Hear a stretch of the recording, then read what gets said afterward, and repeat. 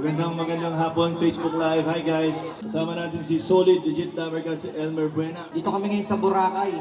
Nasa Boracay tayo, ba't naka-long sleeve? Grabe. Uy! Thank you, ma. Oh, may pupunas din daw sa'yo. Pamunas. Bakit sa kanya, pamunas sa akin, basahan binigay niyo. Ganon. God is good! All the time!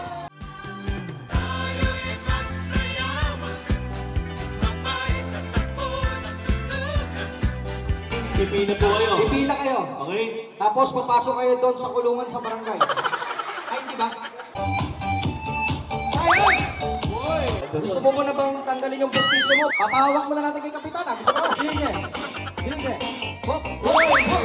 Okay. Oh, please, sa mga viewers, do not follow Rocky Balboa.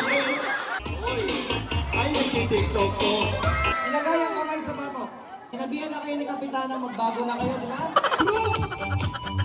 Yourself! Into! Four!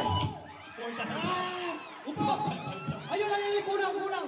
Nag-message sa akin si Mayor Joy. Yung Okay. apat na naiwan dyan, ipakulong nyo na yan. Yung apat na naiwan dyan, Panalo na lang. panalo na yan! Sabaw! Kamay! Kamali! Suman. Galit ka pa! Nag-grade sa kanaka-white, diretso sa station 10. Panalo na daw yung green and white.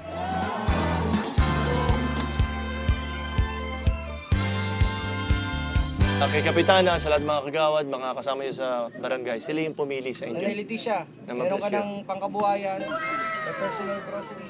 Package meron ka kang na. electric fan, meron kang bisikleta, pero sabi ni Kapitana at ni Vice Gian, hindi sila papayag na ganyan-ganyan lang yan. Yes, meron po kayong 5,000 pesos. Maraming salamat po sa blessing po na to na binigay niyo po sa amin.